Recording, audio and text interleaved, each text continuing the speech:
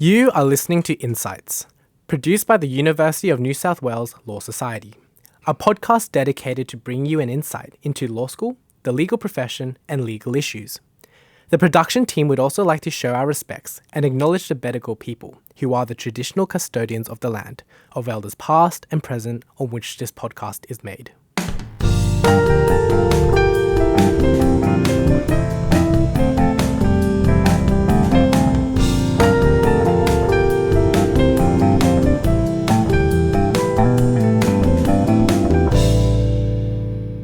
This week, we'll be wrapping up our conversation with the 2021 UNSW Law Society co-presidents, with today's guest, Alex Zoras. Alex will be reflecting on the year so far, what she hopes for Law Society in the future, and also her time within the society. Apart from leading the Law Society, Alex is also an incredibly accomplished member of our community, representing UNSW in various skills competition, and also being the previous skills vice president. She is currently working at Bartier Perry as a paralegal and is planning on clerking at Herbert Smith Freehills during the summer. She was also the winner of last year's AFR Top 100 Future Leaders of Law Award. There is without a doubt, we have been blessed with our co-presidents this year. Thanks, Alex, for joining us today. Thanks, Harry. So just a couple of icebreakers to get us started. I believe you once told me that you called yourself an Energizer Bunny. How do you normally release all of this energy? Ordinarily, I would release it by going to the gym. Obviously, during COVID, that's not been possible. So lots of walking, playing with my puppy, spending time with friends where possible again, and doing lots of cooking. I find that quite therapeutic. Being so accomplished, what part of yourself, trait-wise, do you think has led to all the successes that I've mentioned before? Well, I think I'll firstly correct you there. I think accomplishments are something that there are small steps along the way, but I think it's something that I always strive for. But I do recognize that I have achieved a number of my goals, but I still have a long way to go. And I think that in itself is a trait that has helped spur my success and will keep me working hard to attain what I wish to attain in my career and personally. I also think resilience is really key. Everyone has challenges throughout life. And I think that being able to not only get through them, but get through them positively and draw strength upon overcoming difficulty and adversity is really quite a good characteristic to have, particularly in the legal area where each day can pose its own challenges. And there's obviously a lot of demands upon you. Being able to really just balance that and be able to take a step back and remain centered is key. And I think another trait is I am not afraid to ask for help or acknowledge when I have made a mistake, because I'm not perfect by any means. No one is.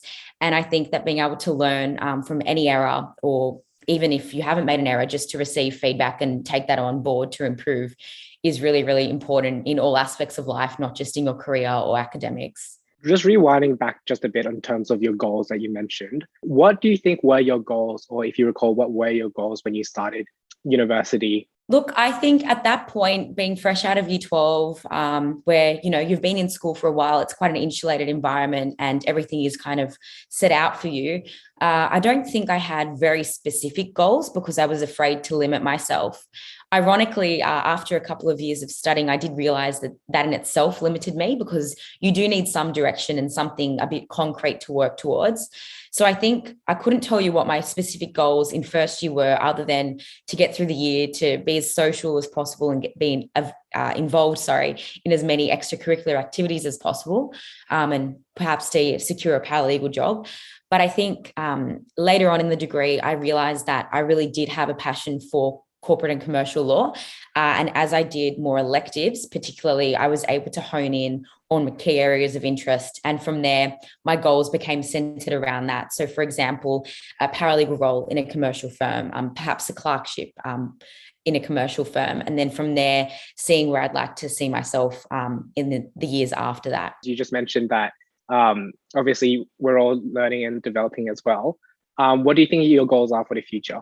So I think for the future, I would really love to enjoy my clerkship and from there, hopefully receive a graduate offer and then put my all into developing myself as a corporate and commercial lawyer in those first few years of being a graduate lawyer, and soaking in as much feedback and guidance as I can get, especially then to curate my own path. I'm very interested personally in insolvency law and lots of regulatory work. And I do have an inkling for litigious work. So I think a team or some sort of role that allows me to really put my all into those areas of passion would be great. And what better way to do that than to be, in a commercial firm that excels at that sort of work. For sure. And it's really good that you actually already have, I guess, an impression of what you want to do in the future. What is it about commercial transactions and work that really sparks your interest? Well, first and foremost, I love the challenge of work. I love being faced with a problem that you don't always know all of the information. In fact, you often don't and won't. So it's about information seeking, a bit of problem solving and forensic work, trying to really piece together a sense of what's going on and really understand the context of what you're working with. I love the thrill of research and learning more. And often the research is quite challenging depending on what you're dealing with. So that in itself is also quite exhilarating. Moving onward to just a bit about your time at UNSW so far, do you mind if you tell the audience or describe what your first year at UNSW Law was like? Yeah, my first year was fantastic. I loved first year. I've loved every year, but first year really sticks in my mind because a lot of maturity and growth happened in that year. Again, as I said before, coming from school, that insulated environment, and going out into that big world where you are meeting so many new people, you're from different areas, also different genders, because I went to a single sex school from kindergarten through to year 12. So just being able to interact with so many different people with different strengths and different passions was really eye-opening and fantastic. I really loved making new friends and immersing myself in a social life, as well as that I found studying for uni as opposed to high school gave me a lot more breadth to pursue areas that I'm actually passionate about and interested in. So as opposed to a very strict syllabus here, I actually had that scope to kind of explore subjects and areas within subjects that I really connected with. I also learned a lot of things that I wasn't good at, particularly maths. Surprisingly, I lost a lot of those skills after finishing high school. So I learned to steer away from the finance subjects. And I think another thing that really stood out about first year is that I was initially afraid to kind of get involved, particularly in skills competitions, because I doubted myself, which is quite uncharacteristic of me. But I think coming into this new environment with so many people and so many high achievers and driven people, it was almost a bit intimidating, admittedly. And so I think growth happened in first year as I realized that I shouldn't be afraid to get involved, because that was the way that I was limiting myself. And if I didn't even give something a shot, then I had no chance at developing a skill in that area or winning a competition. So I really threw myself in the deep end and out of my comfort zone. And I found that probably to be another really rewarding part of first year. You mentioned just then you found that the UNSW law environment can be quite intimidating. Everyone is super smart and also very competitive as well. How else would you describe, I guess, the UNSW law community? Well, I guess a precursor to my answer to this question is that I don't think it's a bad thing that we're surrounded by people who are just as driven as us. I think that that's actually a really good environment, because it pushes us to kind of find who we are, what we're good at, what we're interested in, and then to thrive alongside others and to encourage and support each other in that. And I think that then lends itself to the fact that UNSW Law as a family and as a community is, I find, very supportive. There's not been a single time where I haven't felt supported by my peers and also by the faculty and by others in the university and our society itself. And I think that that's really nice, because in order to reach your full potential and to achieve your best and be happy, you need to support yourself and support others and be supported. So I think that's a great network of students and lecturers that we have there. I also think the society and the student body are just a very friendly group of people. I think that you can strike up a conversation with anyone. It'll be a really interesting conversation. It'll be of quality, but it will also be quite genuine and authentic. And I think it's that genuineness that I really like. There's nothing like friendly competition to keep you moving forward as well. I think the biggest thing as well is that we have good competition and we don't have the competition that leads to people ripping pages out of various textbooks. What are some of your fondest memories so far starting here? I think first year law camp, so not only just my first year law camp, but then going back as a leader each year has been an experience that I'm very grateful for. Each year is different because you're going with a different group of people and often to a different location, doing different activities. So it's just really fun meeting new people and just immersing yourself in the activities and having that weekend of just pure fun. I have to ask, just in regards to all the parties and also law camp, how wild did first year Alex get? I was actually pretty tame. Admittedly, I went to bed at about 9 p.m. on the Friday night. I was the only one in the dorm at the time. Turned the lights off, huddled into my sleeping bag. And I had also snuck a textbook on the camp, despite being told not to. I ultimately didn't end up studying it, but I was quite nervous that the next day someone would discover this hidden textbook in my sleeping bag and rat me out for bringing it along. So that was probably the extent of how crazy I went on that camp.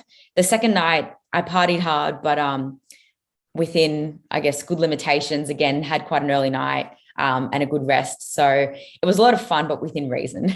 In regards to all the activities that are run by Law Society, what ended up inspiring you to get involved as part of the organization? I think that goes back to what I was saying about my first year experience, where I was initially quite hesitant to get involved and go out on a limb. I think it was that experience of growth in that year where I realized that I really did actually want to get involved and that I should get involved and give everything a shot. That really solidified my desire to get involved in the society. And I had a lot of friends who had been either volunteering as wellbeing warriors or helping with policy submissions in that year, and in their second year then being directors. And seeing how much fun that they had getting involved really inspired me then in my third year to get involved as a director. And from there, I loved it. I was co-director of the witness examination competition with one of my good friends, Arslan. And after having quite a challenging but really rewarding and fun year directing that competition, I thought that I'd go out and try Skills VP. And that in itself was a lot of fun, quite challenging at times, quite demanding, but that's what makes it rewarding. And seeing all of the competitions come together by the time the year ended, and also being able to run a few of those grand finals in person despite the COVID situation was again really, really rewarding. So I think that then again, that success and that rewarding nature of that role then spurred me to apply for co-president. And just a little bit about, like, I guess, your progression from director to vice president to now co-president. What would you say was one of the highlights and also some of the challenges you had as a director?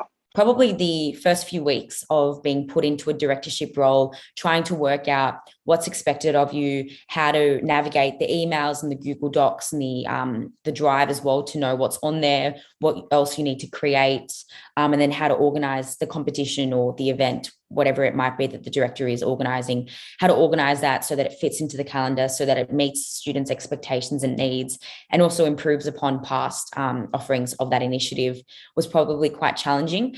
But again, it's an exciting challenge because once you've identified how to do the role and you've identified areas that you can improve upon, brainstorming how you can do that, talking to students, talking to your co-directors to really understand, what can we do within these parameters to make it a better experience for our students. That's really fun. And I think as I've progressed through LawSoc, what has been a really important learning lesson for me is that once you reach a vice president stage or a co-president stage, it's not so much about what you personally can do and what your personal accomplishments are, but rather as a leader, it's about being able to empower others. So I think something that I particularly learned this year is the ability to kind of delegate and trust in your vice presidents, trusting your cabinet, trusting your directors to be able to do their role not only well, but with passion, because after all, they've applied for this role, they've proven that they're capable of it. So trusting them and encouraging them and supporting them in doing that without doing too much hand-holding, and just allowing them to run their own show, and then helping at times of crisis or providing advice or guidance where you see it's needed, but ultimately allowing them to have ownership of their own initiatives. That's been a really good learning experience that has become more apparent as I've progressed throughout my roles in the society. So that's actually something that I've developed and learned throughout this year as well as a vice president, which is just how much trust that you have to have in your directors. Obviously, being a co-president, there's a lot more people that you have to put your trust in, your cabinet, as well as all the directors within the society. But that's been a very difficult and I think lengthy process as well. How do you think you've developed and changed throughout the year in your role as co-president? That's a good question. I think I have become better at working alongside my co-president and with my co-president, Sanjay.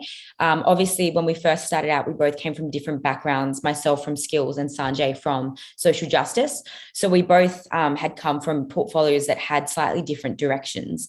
And while aligned by overarching values that kind of dictate what the society does, ultimately we had to kind of learn how to work together, which was really fun in itself because Sanjay and I have been friends since first year. So being able to take that friendship and the interactions that we've shared in the past and fuse them into a working environment and then work out a balance so that at busy times for myself, Sanjay might pick up some of the slack, and at busy times for Sanjay, I would do the same so that it was always balanced and both of us felt supported. I think that was something that we developed over the year and was really rewarding to kind of test the waters with and then see how it turned out. I think something else that I've improved on would probably be delegation, just because when I was a VP, having the largest portfolio in the society, 22 directors for skills, and having all of the different competitions, which are run slightly differently, that involved a bit more of a hands-on approach, particularly in instances where we might not have been able to find a judge, or I had to step in and help produce new materials, or help set up new connections or establish a new competition. That was a bit more hands-on, and often I had to be a bit more involved with the judging and whatnot. So learning how to adapt from that to more of a sit-back role, observe, advise, and support, that was a really good learning experience as well. It's something that I probably cottoned on to quite early, just because I knew a lot of the members in cabinet. I knew how capable they were, how driven they were. I'd heard their visions and what their planned initiatives were. So I had a lot of faith in my peers. So it was more so how can I best support them to empower them in their roles, and then of course to help them out if something went wrong. Sanjay mentioned, actually, just in regards to visions, that something he wanted to focus on this year was student outcomes, careers, social justice, stuff like that, obviously coming from a social justice background. What were some of your visions and goals for this year for Law Society? So very much aligned with Sanjay's, because we did kind of brainstorm something that would be an overarching goal or a vision for the society. But in addition to that, I really wanted to diversify some of the initiatives that we offer, just to cater for more than just private law careers for students, and also more than just public interest careers for students, so that we were offering alternatives. So for example, people who study law might often also pursue careers in consulting and in management, and in other areas that lend them that the degree lends itself quite nicely to. So trying to establish relationships with organizations that offer opportunities or at least guidance to students in those realms was really important to both Sanjay and I, just because we understand that having a diverse body of students, they all have different passions, different desires and needs. So trying to diversify our offerings to cater for those was really crucial. Additionally, access was something that we really wanted to focus on. So I had spoken at the beginning of the year to a number of students who had made me aware that sometimes access to class resources and understanding content in class was a bit of a challenge for them, more so than for others, due to certain circumstances. So we introduced an equitable access officer within the social justice portfolio to help kind of fuse that gap or to bridge that gap. So while that's still very much a work in progress, it was something that we were quite proud to see come into fruition, and we're looking forward to seeing how that role progresses in its offerings and capabilities going forward. I think another thing that was very important to us was engagement, particularly due to last year being predominantly online, thanks to COVID, but also because we felt that our social media reach was not where it should have been. So for that, we introduced this podcast, very much with your support and the support of many others. We've also reinvigorated many of our social media offerings. So on platforms such as LinkedIn, Instagram, and even Facebook, we have made an effort to increase the accessibility of our social media on those platforms, so that we're reaching more students and actually having an impact with them. And Annie and her team have been marvelous in helping us do that. They've really spearheaded, reinvigorating the LawSoc image on that and our presence on all of the different social media platforms. So that's been really great. It's amazing that you've come into the Law Society as a co-president with all these initiatives. You've managed to get so many of them completed and idealized. Is there anything you think that you haven't done as successfully within your time here, or you haven't been given the resources to maybe do as well as you could have? I think we've done very well given the circumstances, and we built off last year's presidents, Sophie and Justin, quite well. Their hard work throughout COVID kind of set a platform that we were then able to kind of bounce further off this year to navigate going back online and supporting our students. I think, however, our work is definitely not done, particularly with student engagement, whether that's with students who require extra support for access, or whether that's with students from diverse backgrounds, or also in terms of our JD and PG student body.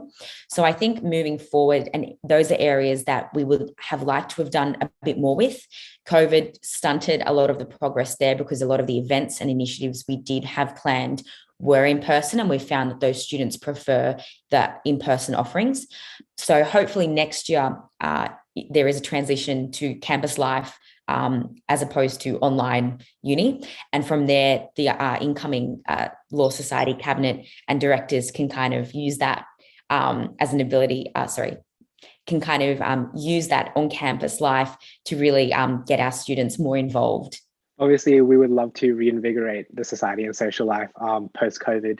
Do you ever think that after all this is good and done, that will be the same as it was before COVID? I think we've gone through a lot in the last 2 years, and I don't necessarily think that it's all been negative. I think that what we can see coming out of COVID is that there is a real sense of community, no matter how near or far you may be. We have a lot of international students who are located abroad presently. We have domestic students who are all throughout Australia because they've gone home or they've moved to cater for the COVID situation. So I think the fact that everyone is so dispersed but still so connected and supporting each other in their learning and in remaining social shows that we are quite a strong human race and a strong community within UNSW Law. So I think having learned that, coming back to campus and hopefully resuming some level of normality in life, we can keep that in mind and still remain connected and checking in with each other despite the fact that we are back in person. I think also the level of flexibility that we've seen with working online and learning online, and again, staying connected socially online, is something that will probably be integrated into our offerings going forward. So I think without having events in person, there is a level of accessibility there for those who may not be on campus on this particular day or may be in a class during the time that there is an initiative being offered.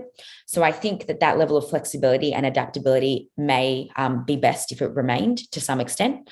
So I think going back to kind of on-campus learning will be something that will be slightly different. It will probably involve a bit of a fuse between in person and online, but I think that the spirit of our students will be stronger.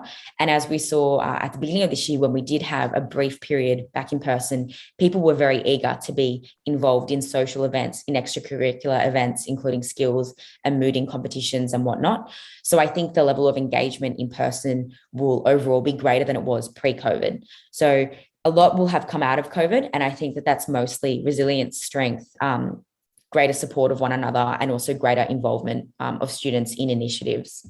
Now that your tenure is kind of wrapping up for co-presidency, I kind of wanted to ask as well, what do you think you're going to miss most about Law Society?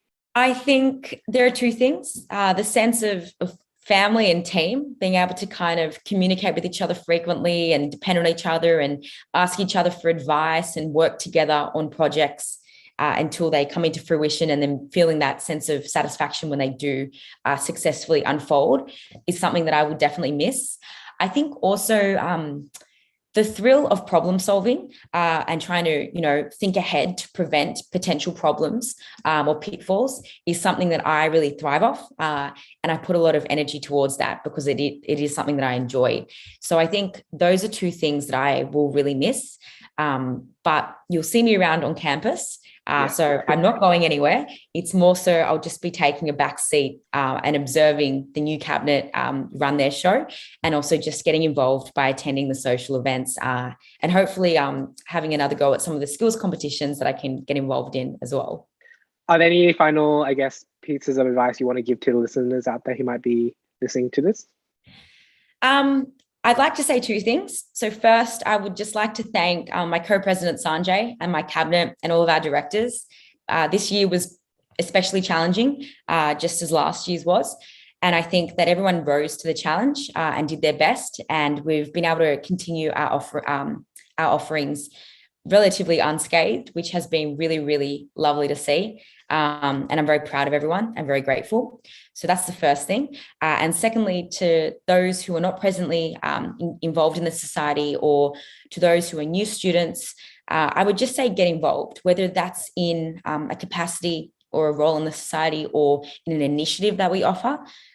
Just get involved. Don't be afraid of judgment. Don't be afraid of messing up. There is no such thing, genuinely. And if anything, you'll have a fun time, meet new people, and receive lots of really beneficial feedback so that you can continue improving yourself and supporting others as well in their journey of improvement. Thanks so much for your time, Alex. Thanks, Harry. I really appreciate it. If you enjoyed this episode, please subscribe to our podcast so you don't miss out on any future episodes.